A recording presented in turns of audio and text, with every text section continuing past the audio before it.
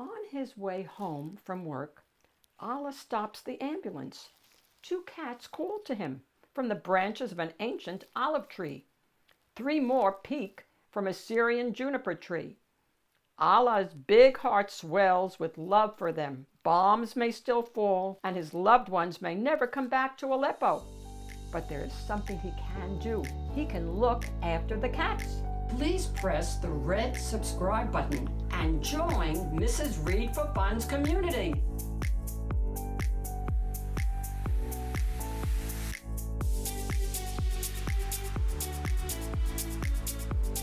Hi everyone, this is Mrs. Read for Fun, and the book that I'd like to share with you and your family today is called The Catman of Aleppo by Irene Latham and Karim Shamsi-Basha, illustrated by Yuko, Shimizu. Allah loves the city of Aleppo. He loves its narrow valleys and covered bazaars selling pistachios, jasmine soap, and green za'atar. He loves the boiled corn and dried figs offered on the street. Most of all, he loves the people of Aleppo. They are gentle, polite, and loving, like him. But when war comes to Aleppo, Allah doesn't flee like so many others. He continues his work as an ambulance driver. He swerves through rubbled streets and carries the wounded to safety. He comforts and holds them. Allah has a very big heart. Allah's work is important, but he misses his loved ones. Where are they now? Are they safe? He misses the way things used to be before the war. Aleppo's city center no longer echoes with the rich, exciting sounds of copper pot pounding and traditional sword sharpening. His neighborhood is empty, except for the many cats left behind. The abandoned cats roam crumpled buildings and prowl filthy alleyways for food. Their homes have been destroyed, and now no one is left to love them and stroke their backs. No one is there to give them food and water. The cat's lonely, confused faces reminds Allah of the loved ones he has lost. So many goodbyes, so many people he hasn't been able to help. So many days he feels lonely and confused too. On his way home from work, Allah stops the ambulance. Two cats call to him from the branches of an ancient olive tree. Three more peek from a Syrian juniper tree. Allah's big heart swells with love for them. Bombs may still fall, and his loved ones may never come back to Aleppo. But there is something he can do. He can look after the cats. After his shift the next day, Allah uses the little money he has to buy fresh meat. When he unwraps the meat, the cats raise their heads and sniff the air. They are extra hungry.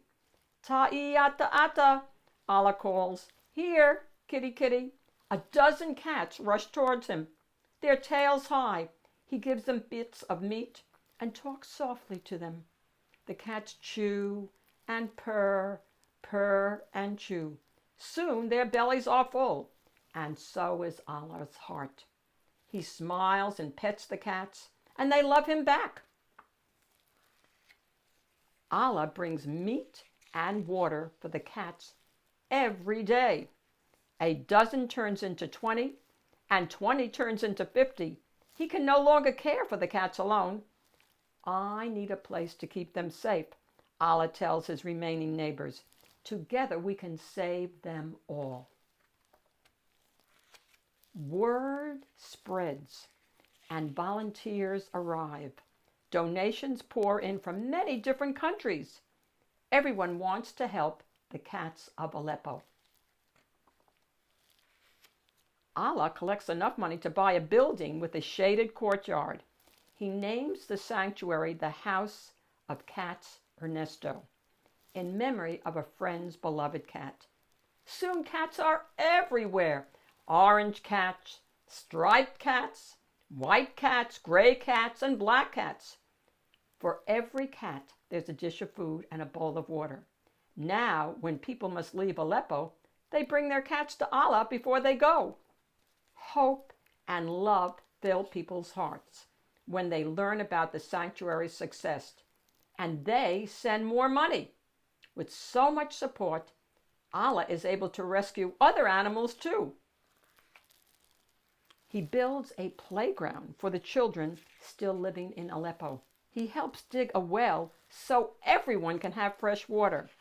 He distributes fruit, ma'amal, and barazik cookies to the people he meets. Allah's big heart is happy.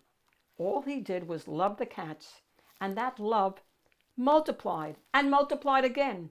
He still misses his loved ones and the way Aleppo used to be before the war, but now Allah is known around the world as the Cat Man of Aleppo. Allah loves his city of Aleppo. He hopes one day soon its bazaar selling pistachios and jasmine soap will return, and he can enjoy eating boiled corn and dried figs. Meanwhile, he loves the sanctuary courtyard, filled with fat, sleepy-eyed cats. There's no place that he'd rather be. The end.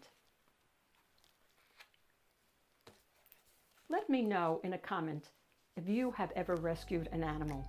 This is Mrs. Reed for Fun. I'll see you all next week. And please give me a like. Bye, everybody.